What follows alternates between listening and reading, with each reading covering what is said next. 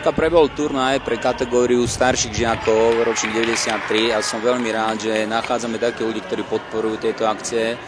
Ako som už spomínal, boli tu v podstate špičkové kluby Stredoslovenského kraja, Dukla, Banská Bystrica, Bádim, Filakovo, my, čo hráme prvú ligu v žiackych kategóriách. Snažíme sa fakt propagovať ten fotbal, lebo sami vieme a musím to bohužiaľ povedať, že ten fotbal na tej dospelej úrovni tých seniorov dneska nemá to meno, ktoré by potreboval v rámci Európy.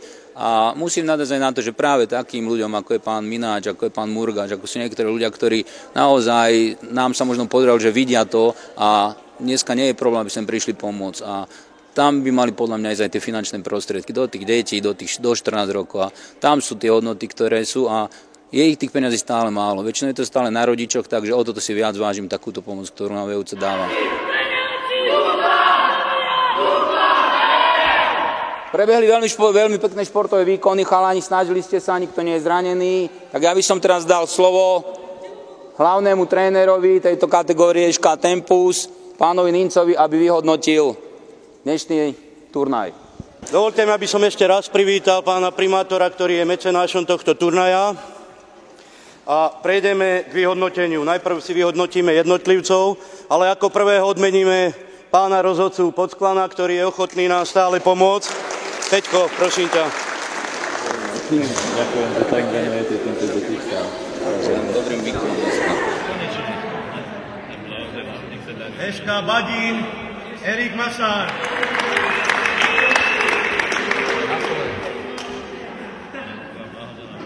A z Dukly Smedo.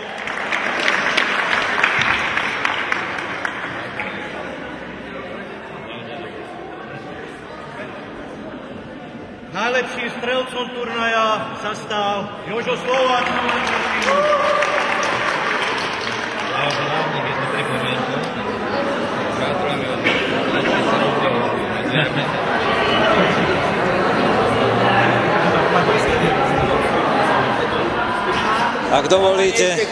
Ak dovolíte, nielen ako sa prihovorím primátor mesta Tisovec, pretože sme na pôde Rimavskej Soboty, ale chcem sa poďakovať ako poslanec Banskobystrického samosprávneho kraja vedeniu klubu ŠK Tempus, ktoré pravidelne organizuje žiacké turnaji.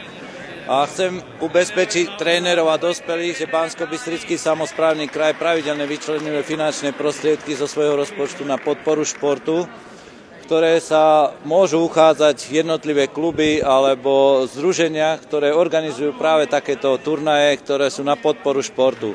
Môžem ubezpečiť aj pán predseda Banskobystrického samosprávneho kraja, pán Milan Murgáš, podporuje takéto aktivity a ja ako poslanec za obvod, respektíve okres Rimavská Sobota tiež, pretože fotbal a celkový šport mám veľmi rád a vždy držať budem palce chlapcom alebo tým dospelým, ktorí robia hlavne pre mládež. Ja som pána Vrabela spoznal cez Maroša Ninca a už sme tu boli niekoľkokrát aj s vedením Banskobystrického samosprávneho kraja. Hrali sme turnaj s bývalými hráčmi a naviazala sa tu veľmi dobrá spolupráca. Tá spolupráca je nielen v tom, že sa prídeme sem zašportovať, ale hlavne, že vyvíjajú činnosti ku mladým žiakom, ktorý baví fotbal a každý šport potrebuje peniaze a verím, že nie len ja osobne, ale pán predseda, pán Milan Murgáš v rámci nášho rozpočtu, kde máme vyčlenené prostriedky na podporu športu, je tu šanca práve podporu takéto iniciatív, ako vedie ŠK Tempus, pán Vrábel a jeho kolektív, partia, ktorí naozaj sú oduševnení, nerobia to pre peniaze, ale pre zábavu a myslím si, že takýchto ľudí si treba vážiť a práve ich podporovať. Ďakujeme.